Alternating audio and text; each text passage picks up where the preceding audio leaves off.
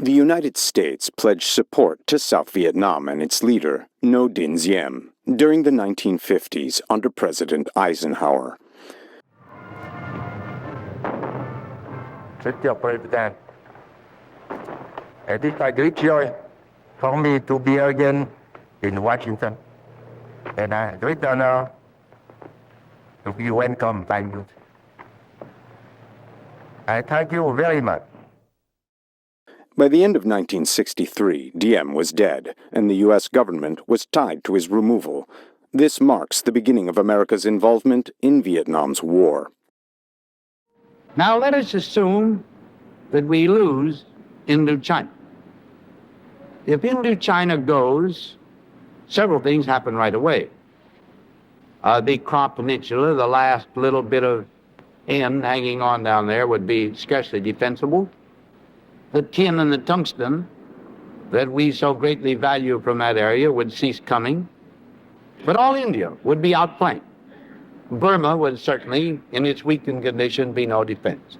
So you see, somewhere along the line, this must be blocked. Must be blocked now. And that's what the French are doing. So when the United States votes $400 million to help that war, we're not voting for a giveaway program. We're voting for the cheapest way that we can prevent the occurrence of something that would be of the most terrible significance to the United States of America, our security. America had already given France over $2 billion to stop the communist and a century of colonial control the French lost. The Geneva ceasefire accord led to a temporary split of Vietnam. The French were allowed to maintain their influence in the South. A communist government, led by Ho Chi Minh, assumed control in the north. For many Vietnamese, the Viet Minh were national heroes, finally triumphing in the long struggle against France, finally ruling. I saw everywhere that there were people who were frightened and worried at the evidence, either in their own country or in very close proximity to it, of aggressive Chinese communist intentions. It would seem as though it was quite possible that the Chinese communists are not content to stop until it is apparent that they are stopped by superior resistance. In the South, American ambitions to build an anti-communist nation focused on Ngo Dinh, a little-known nationalist made prime minister at the Geneva talks. Diem had opposed French control.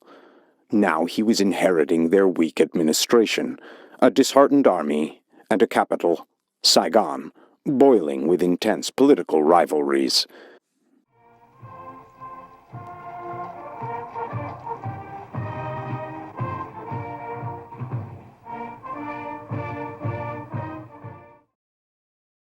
The Geneva Agreements scheduled national elections for 1956. If Ho Chi Minh prevailed, the Communists would rule all of Vietnam. The Eisenhower administration remained unsure about Diem. Could he unite the South's people and contain communism's advance? C'était en fin août 1954. It was the end of August 1954, a month and a half after my brother Diem had come to power. Je suis arrivé à Saigon. I arrived in Saigon to find that my brother couldn't count on his government workers. Ni sur l'administration civile, puisque tout le monde because everybody was panicky, était tellement catastrophé, n'est-ce pas? Tellement convaincu que completely convinced that the end was upon them. La conquête des communistes The advance, the communist victory, would be at any moment. The government people had no intention of working. Everybody was trying to figure out how they were going to get out of this hornet's nest. Diem had been named by Bao Dai, the French-backed playboy emperor. He had limited support within South Vietnam. A strict Catholic, he had traveled to the U.S. in the early 1950s and lived in seclusion at a New Jersey seminary. Father John Keegan. He was a mysterious kind of person because we didn't know quite exactly what he was all about. he didn't seem to us to be very important. He did dishes with us, and people of importance didn't do that. Students did that, or brothers did that, and here was Diem, doing dishes at the tables with the rest of the students. We were impressed with his devoutness. As seminarians, we were up at 5:30 in the morning, and Diem would already be in a pew meditating, reflecting. He would attend Mass every morning, quite devoutly as far as we could see, and stay afterwards and pray. It was almost as though he were living the life of a monk. By autumn 1954, northern refugees, mostly Catholic, were fleeing to the south. Many had supported the French and now feared communist revenge. They believed Diem, also Catholic, would favor their cause. About 900,000 Catholics, under their village Catholic priests, moved from north to south. There was only a handful of people that moved from south to north to get away from the Diem government. These refugees were settled by parishes in areas that were prepared for them by the South Vietnamese government. But they remained as Catholic enclaves, and very much as the Southerners, following our Civil War, objected to the carpetbaggers that came from the north and took over a good many of the political posts in the South, so also the South Vietnamese strongly objected to the Diem adherents who came south.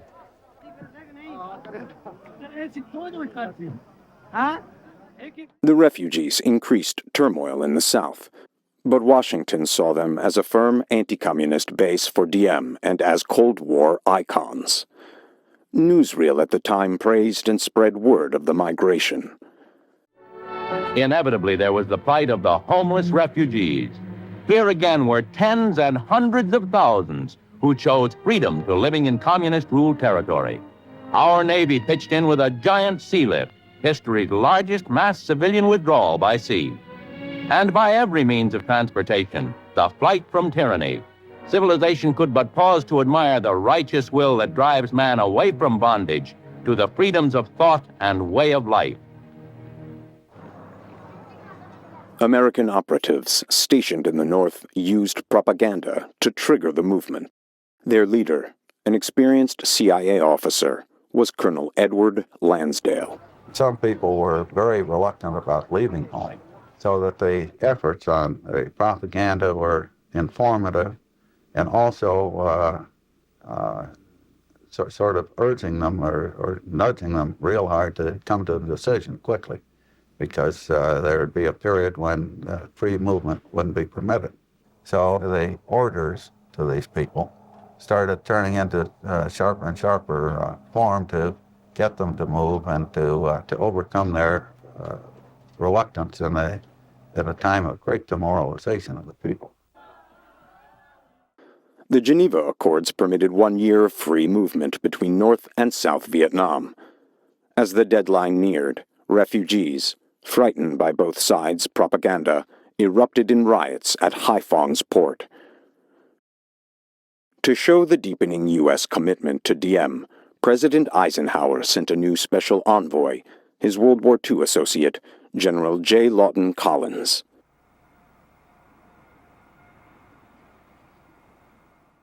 Collins, told to help build Diem's army, proposed $100 million in aid for the new regime.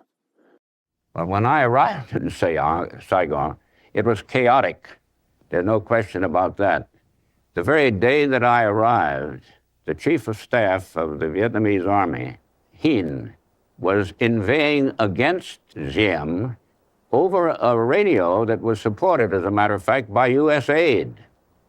Toute la nuit, All through the night, command cars, and machine gun carriers, and army armored cars de l'armée drove around and around the government palace. Well, I put a stop to that right off the bat, I can assure you. Dinh said that he was going to stay on, and he hinted that he would start a rebellion. I assured him that if he did that, then all military aid to Vietnam would cease. And so finally, by putting pressure on Dinh, I got him to leave town in about a week. And as a matter of fact, he never returned again.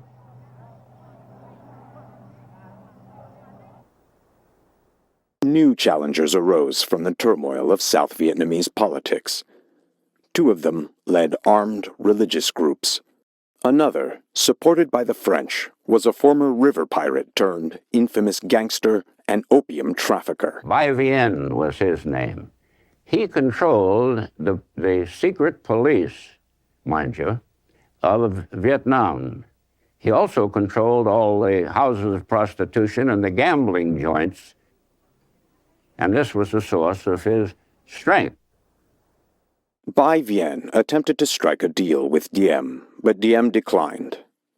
In open defiance of the feared gangster, he held a symbiotic burning of opium pipes. Next, he launched an attack on Bai Vien's base in Saigon's central police station. To Collins, Diem's bold move looked suicidal, but Lansdale, now Diem's top American advisor, stood by him. Diem was laughing at me. We're out on the front porch, and he said, "You were standing about where I think the first shell is going to hit, and it's going to be coming in about 20 minutes, and you better get out of here. And I'm not initiating. I'm receiving here." He risked losing American backing. He had already lost Collins. I liked Diem, but I became convinced that he did not have the political knack nor the strength of character politically to manage this bizarre collection of people in Vietnam. We have called General Collins back here, man in whom we've had have the greatest confidence, and who has been right in the thick of things out there, and who has been supporting, of course, Premier Diem. Now, there have occurred lots of difficulties. People have left the cabinet and so on. You know what most of those difficulties are. It's a strange, and it's almost an inexplicable situation, at least from our viewpoint.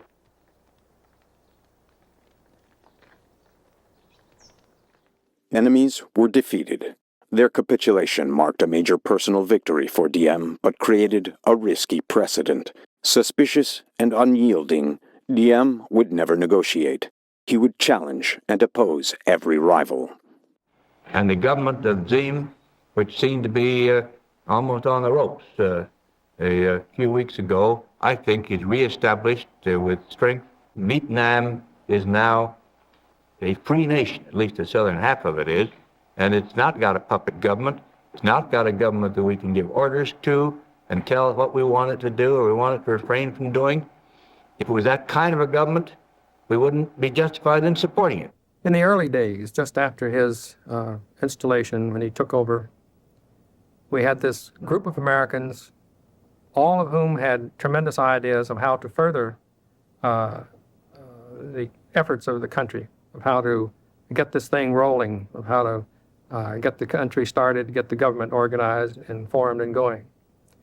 Here you have a president of the old cloth who is quite formal, but having to put up with an endless stream of Americans taking up his time. He didn't want to go out into the countryside. He didn't feel that the Vietnamese wanted to touch him and see him and be up close in the American style. We convinced him that he was not too well known and that Ho Chi Minh was very well known by everybody, and therefore he should build up his popularity. He made a series of long trips throughout the countryside, got big receptions. There was, of course, an organized claque to get them enthusiastic. And he began to believe in this, that this was a good public relation ploy, that he could succeed in being a popular president. Geneva Accords allowed political cadres to remain and campaign for Ho. I and my family were very happy and supportive of the Geneva Agreement because we believed that there would not be any reprisal against the people who regrouped to the north and those who remained behind. We thought that in 2 years we would have a free and fair election in which the people could freely choose their own government. The U.S. had rejected the Geneva Accords, yet promised to honor them. Diem, who had denounced the terms, now resisted the planned election. Dulles now had to choose a course of action. He sat very quietly. We all sat very quietly. I can recall distinctly the clock ticking away on his wall and his breathing heavily as he read through the paper, turning to us, the few of us who were there at that meeting, and saying, I don't believe Diem wants to hold elections. I believe we should support him at this. There's this about it. At that time, we had a dictator that was now controlling more than half the country, and with a great deal of his population, and he would get 100% of the vote. The Americans and Diem prevailed. No nationwide elections took place. Vietnam stayed divided, and Washington embraced Diem as a champion. You have exemplified in your corner of the world patriotism of the highest order. You have brought to your great task of organizing your country the greatest of courage, the greatest of statesmanship. You are indeed welcome. Without U.S. backing, Diem could not have lasted. With it, he appeared to achieve the unthinkable. Washington praised him globally as a symbol of anti-communism, the miracle man of Asia. I think most Americans who came there and fell in love with Vietnam, fell in love with the Vietnamese, found themselves in a political situation, the likes of which they had never encountered, felt that the answers to Vietnam's problems were in some way comparable to the American experience. As a result of the government's request, Michigan State has sent a large group of civil police administrators from our own police administration school, drawn from throughout the country for that matter, to assist the civil police forces of Vietnam get on top of this serious situation. I think many Americans, when they see pictures such as these, or hear discussions of the Civil Guard in countries such as Vietnam, get somewhat the wrong impression. They get the impression that necessarily a police state is being created, but this is not true, and these forces can be used to bring greater freedom and greater security to the countryside and give the people greater opportunity to develop in the way they want to develop themselves.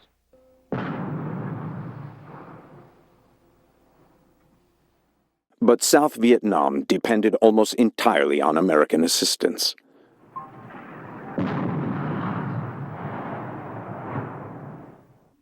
Diem accepted the weapons and money, yet often rejected U.S. guidance. He was courteous, but also inflexible, proud, and deeply nationalistic.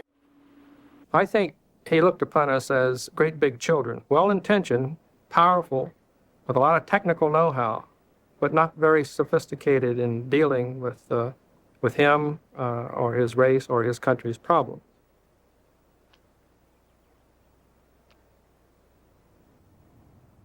Through the 1950s, Diem's troubles intensified. Like an old-style Vietnamese Mandarin, he tightened his inner circle, relying on family, especially his brother Ngo Dinh Nhu and Nhu's wife. Nhu's secret police began targeting communists and political dissenters. After the Viet Minh army regrouped to the north and the Diem regime took over the south, repression began. Those of us who had directly fought against the French and people who had helped organize the resistance against them were the special targets of Diem's revenge. The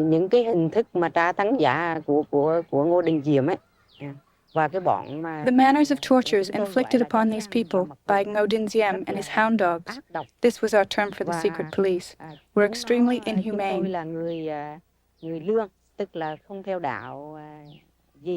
We were not Catholics, we only worshipped our ancestors. And so they forced us to throw the altar to the ancestors away, and to become Catholics, and to denounce the communists. They had in some provinces, eliminated most of the stay-behind political agents, the ones that exposed themselves and proselytized the people and began to complain against the government.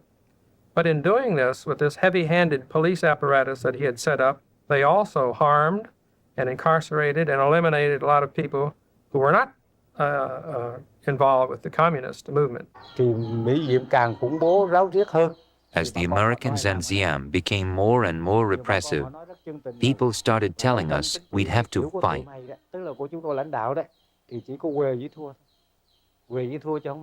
They said we'd be wiped out if we kept to our plan of just political struggle. Chose to resume the fight. It would be, they declared, a war of national liberation against Diem and against the U.S. presence in Vietnam. You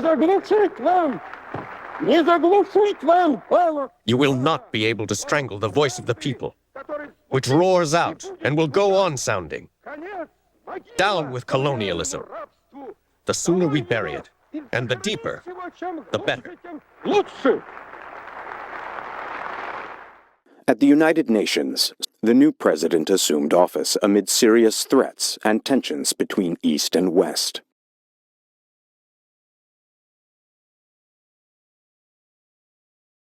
John Kennedy had been president only a few months when he faced a major setback at the Bay of Pigs in Cuba.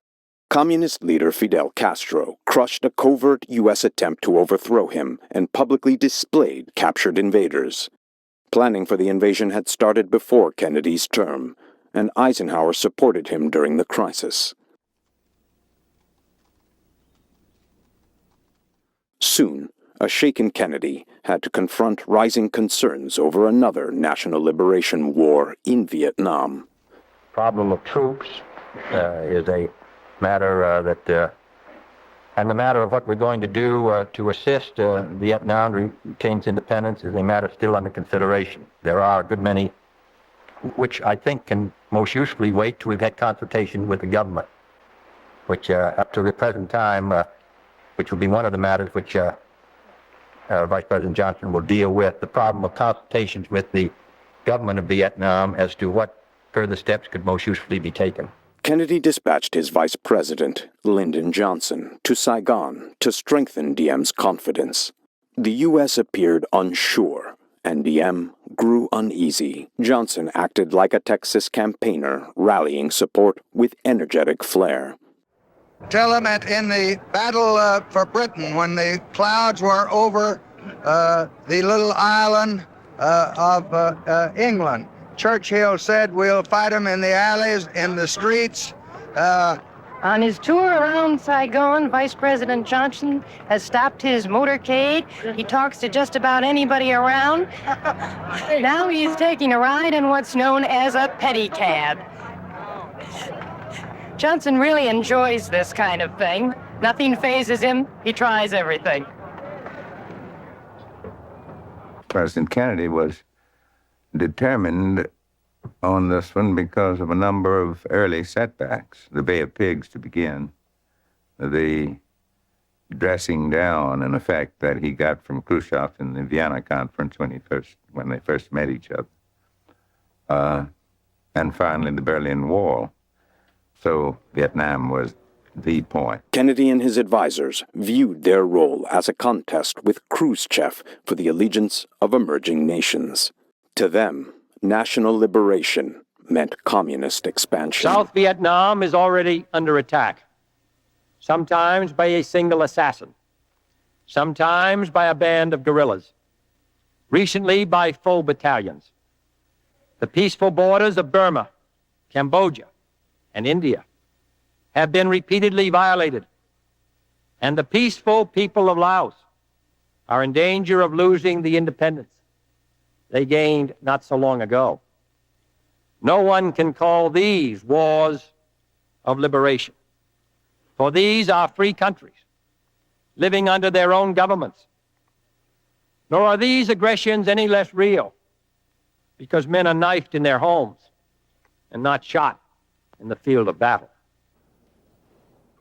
In October 1961, two top Kennedy advisors, General Maxwell Taylor and Walt Rostow visited Vietnam. Their arrival coincided with a damaging flood. They proposed a large boost in military support, including U.S. combat troops posing as flood relief workers. Diem refused the troops.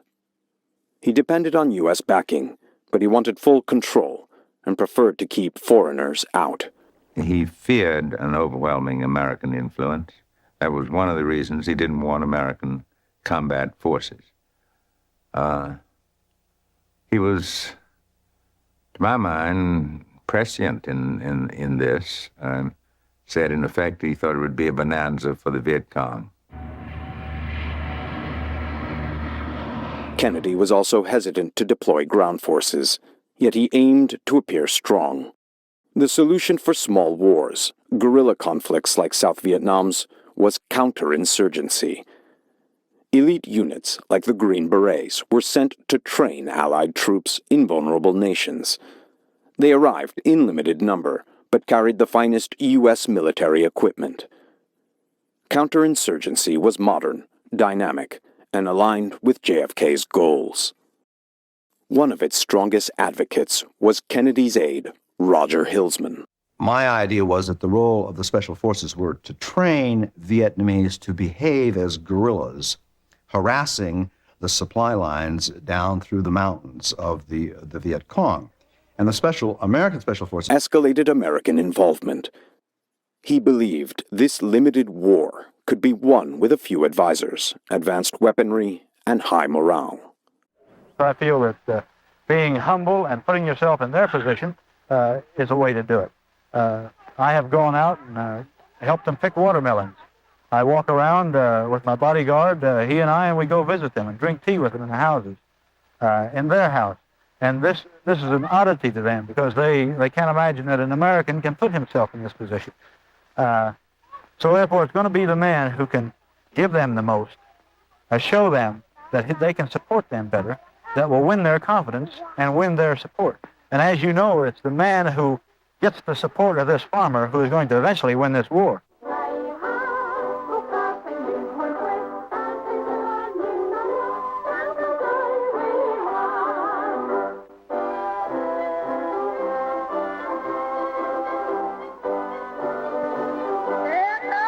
Absolute loyalty to the fatherland and the President of the Republic of Vietnam.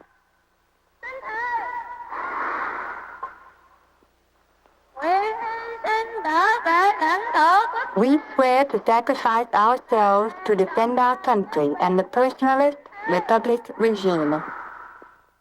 Public ceremonies masked serious fractures within Diem's government. In early 1962, two of Diem's own Air Force pilots bombed the presidential palace, trying to oust the ruling family.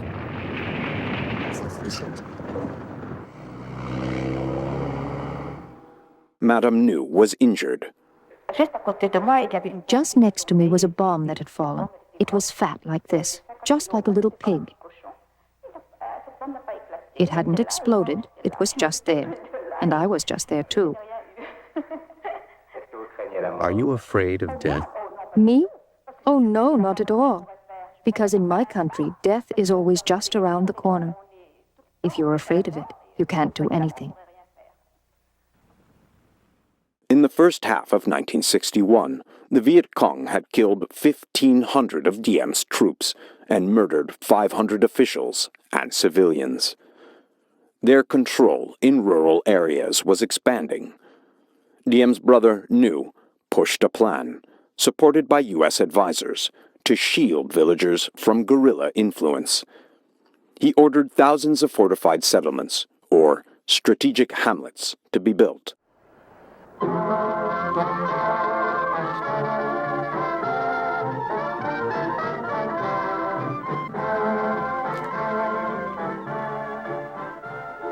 We are building strategic hamlets to bring peace throughout the country.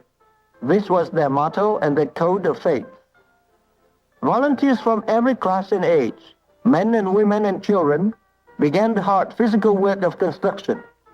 First, they broke arable land to make the deep moats and the high fences.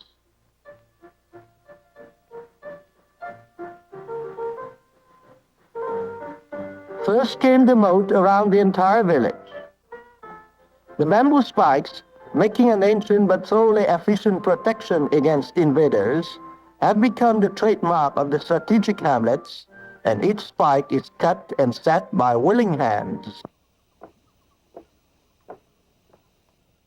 But inside the barbed wire fences, conditions fell far short of expectations. Diem's land reform in the 1950s had failed, and now displaced angry farmers were forced into vulnerable hamlets. In May 1962, Defense Secretary McNamara visited some with Ambassador Nolting. Though U.S. officials had doubts, McNamara offered public praise. The Americans were determined to stay hopeful. Major, how would you say the war was going in your sector? Well, I think here lately, it's going a lot better. I think we're beginning to win the people over. Our operations are going better. We're actually getting VC. What evidence do you have that you're winning the people over? Well, we've got this strategic hamlet program going on. When we go out on these operations, it seems like people are more friendly. Several times recently we've had people warn the Vietnamese troops that there was an ambush ahead or something like that. This means that people are getting on our side.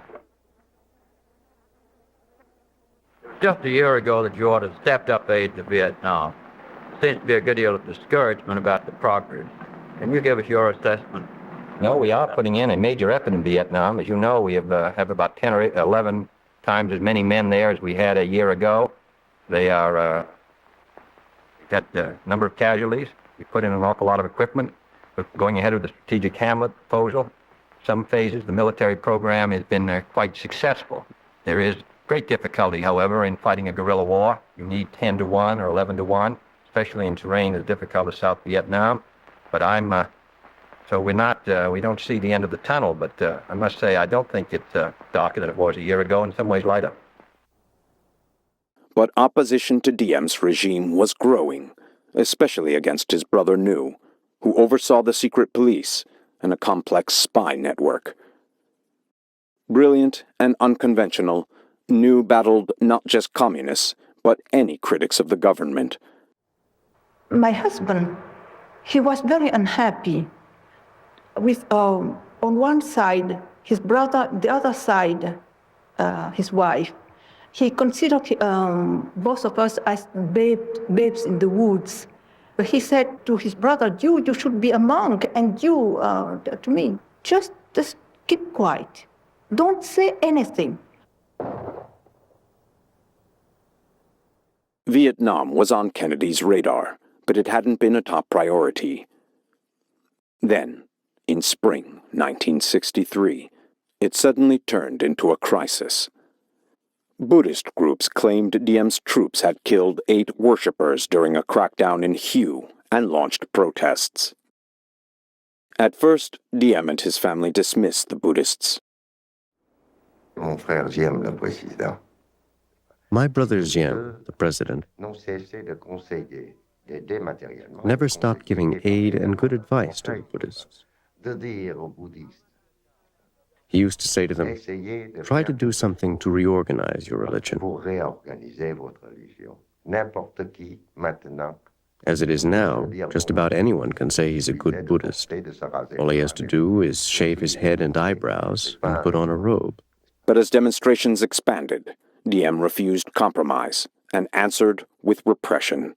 A Buddhist monk, Thich Quan Duc, responded with a traditional protest that shocked the Western world. The Reverend Quan Duc decided to dedicate his body as a torch to light the struggle to preserve religious teaching. I saw him step out of his car and assume the lotus position.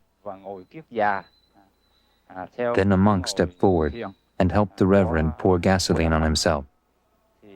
At that moment, a flame engulfed his body. Tưới xăng lên mình và cùng lúc thì là chúng tôi thấy ngọn lửa của Hòa Thượng bốc cháy. Photos made U.S. front pages and reached Kennedy's desk by morning. Quan Duc was now a symbol, a martyr. Students in Saigon joined the protests, and anti-Diem sentiment exploded. Hòa thượng Thích Quảng Đức thì cái nhục thân của ngài.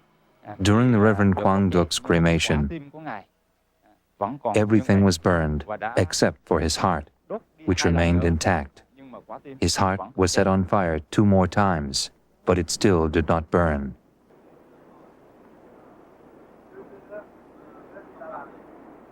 What have the Buddhist leaders done comparatively? The only thing they have done, they have barbecued one of their monks, whom they have intoxicated, whom they have abused the confidence. And even that barbecuing was done not even with self-sufficient means, because they used imported gasoline. The Buddhists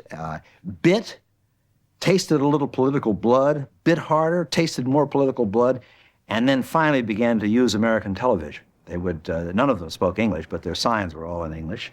And every time they planned a demonstration or a Buddhist burned himself to death, they would call up the American press and they would appear. And so they learned to use the American press media for political purposes. They learned how to develop political power as they went along. The Buddhist affair and the problems with the students were set up and orchestrated in such a way as to intoxicate public opinion here at home and abroad against the government of South Vietnam. Because this government fights the communists, and because it refuses to be a puppet government. In the chaotic summer of 1963, events spiraled beyond Washington's grasp.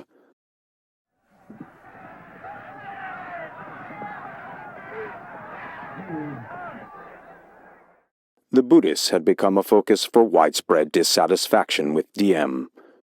Worried, top South Vietnamese generals began plotting his removal. Ambassador Nolting remained loyal to Diem. I never felt that President Diem was a prisoner of his own family or of any particular group, Roman Catholic or any other. I felt that he had a very difficult job to govern the country in a way which would not permit the Viet Cong to take over. But in Washington, Hillsman and others had concluded that Diem and New had to Washington. The new ambassador, Henry Cabot Lodge, was a Republican. Kennedy sought bipartisan backing during the Vietnam crisis. When Ambassador Lodge came to Saigon, he let everybody know who was in charge, and he was the boss. And you better execute his orders without hesitation or murmuring, or you were out. Before Lodge even arrived in Saigon, Diem and New struck again at the Buddhists. New's special forces stormed temples, sealed them off, and arrested thousands of Buddhist followers. Diem's generals, growing more disillusioned, began actively planning a coup. In the Vietnamese army, a majority of the soldiers were Buddhists. I am a Buddhist. I had a lot of trouble with my family, who reproached me for having attacked the pagodas. But it wasn't true. People were saying that the army staged the attacks, but actually, it was units loyal to Diem who attacked the pagodas. But that doesn't matter. We were equally responsible. So then we had to do something to show Diem. Either he had to change his policies, or we would have to change Mr. Diem. I talked specifically to General Dinh, and I talked to other generals, and then this is the first indication that I had that there was really something serious going on, that there was actually a coup, so to speak, being thought of by the senior officers of the Vietnamese army. Advisors, but often engaged in combat. The deepening unrest in cities endangered both Diem's regime and the broader war effort. Through conning, the generals discreetly asked Lodge for U.S. backing in their plan to oust Diem. Sensing a coup was coming, Diem and New imposed martial law. Lodge contacted Washington for directions. The coup question divided Kennedy's team, but 4 senior advisors acted quickly, instructing Lodge to demand that Diem remove New. If Diem refused, Lodge was to give the generals the green light. I brought up this question of getting New out of the country, and he absolutely refused to discuss any of the things that I was instructed to discuss. And it gave me a little jolt, frankly. I think that when an ambassador goes to call on a chief of state and he has been instructed by the president to bring up certain things, the chief of state ought to at least talk about them. Without him, the president would not be, I don't think that it would be easy for him to rule the country, to govern the country. That's why when it was requested, he was requested to send away my husband. He said it was absolutely a stupid demand, because he knew very well that my husband can do without him, but he could not do without my husband. The Buddhists continued to protest, and tensions in Saigon echoed in Washington, where Kennedy remained uncertain. The president hesitated. Then, in a televised interview, he delivered a carefully worded message to Diem. In the final analysis, it's their war. They're the ones who have to win it or lose it. We can help them. We can give them equipment. We can send our men out there as advisors, but they have to win it, the people of Vietnam, against the communists. We're prepared to continue to assist them. But I don't think that the war can be won unless the people support the effort. And in my opinion, in the last 2 months, the government has gotten out of touch with the people. Do you think that this government still has time to regain the support of the people? With changes in policy and perhaps in personnel, I think it can. If it doesn't make those changes, I would think that the chances of winning it would not be very good. We wanted to be certain that if we succeeded with the coup, we would have American support afterward, that the Americans agreed with us, because we needed their aid to continue the war. I asked Konin what the Americans thought. He said, yes, the Americans agree. I don't have any files on the dates of the conversation or anything like that, so I don't really know at what point. I know that I gave them a green light prior to the coup, upon the instruction of my government. Madame New toured the United States, seeking support for the struggling regime. At the same time, New hinted he might negotiate with the communists. Pourquoi êtes-vous anti-communiste? Je suis anti-communiste au point de vue. I am an anti-communist from the point of view of doctrine. I am not an anti-communist from the point of view of politics or humanity. I consider the communists as brothers, lost sheep. I am not for a crusade against the communists, because we are a little country, and we only want to live in peace. On October 26th, Vietnam's National Day, Diem reviewed his troops. He knew that a coup was being planned, and I bet you he had every possible resource that he had at his disposal out trying to find out where they were and how to destroy it. Lodge, via Konin, had indicating a betrayal. The generals withheld the coup date. The uprising began on November 1st. And it was just a little after 1 when we heard the first shell go off. And then we went up onto the roof, and you could see the planes dropping bombs, and you could see the troops starting to come down the street, and the thing was really on. Do you remember what your own feeling was at seeing all that? Well, my own feeling, well, I've sort of been living with it for several weeks. So I can't say I was surprised, but of course it's always a very interesting thing to see people shooting.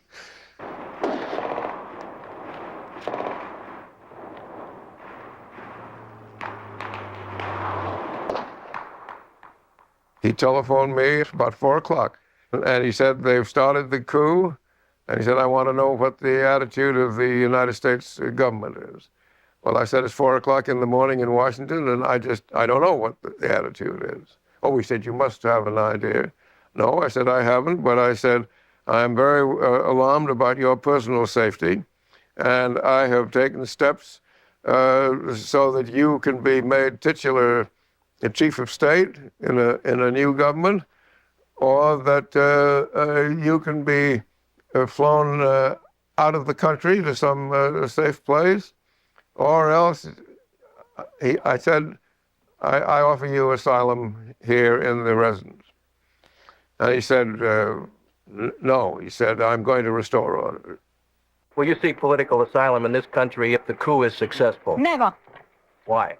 No, because I cannot stay in a country of people who have stabbed my government in time of war. What news do you have of your husband? First, I do not think that it will succeed. You can be sure that I am sure that it will never succeed. Yeah. News from my husband? Yeah. I know only that he expected the coup. All right, we'll have to bring it up now. Yeah. What is welfare? Is he all right? Is he all right?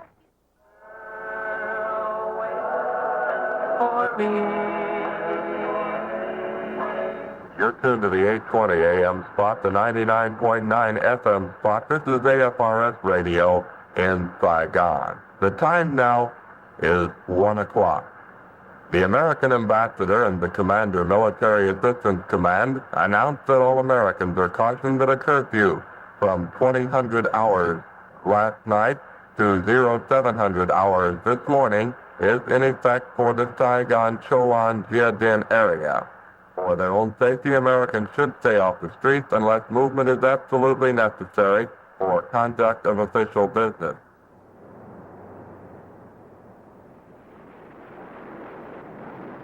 At 3:30 a.m. on November 2nd, infantry, tanks, and generals launched their attack on the palace.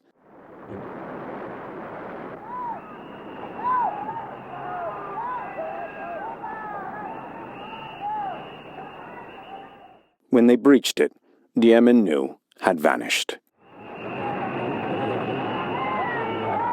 I tell you that if really the Ngo family have been treacherously killed, in that affair it will be only the beginning of the story.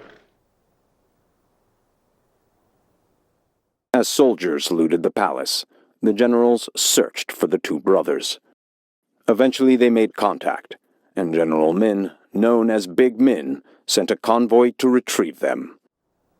One of the group who'd gone to get the two brothers, a general named Mai Hu Swan, came to the door of the office, saluted, and said to Big Men, "Mission accomplished." Within minutes after he was killed, I got the word. And what? He and his brother left the palace, the Zhalong Palace, and went in this underground passageway to this Chinese merchant's house in Sholan, the Chinese section of Saigon. And in the morning, they went into the Roman Catholic Chinese church. And when they came out, there were armed men and an armored car, and they were pushed into the armored car and, I believe, shot inside the armored car. In a very real sense, the ultimate responsibility for the coup lay with President Ngo Dinh, because he did things that we told him over and over and over again that if he did them, we would have to publicly disapprove of them, and that this would encourage a coup, and he said, I know. Now, he went ahead and did them, and we had to publicly disapprove of them. There was no choice. All that is, how do you say, arrogance, comes from arrogance. The US was convinced it possessed the truth and was full of contempt. My own view was that even at that point, we would have done much better to stick with the constitutional government, or at the very least, to have let them know that our policy was changing. I don't think it was fair, just, or honorable to an ally of 9 years to do this behind his back.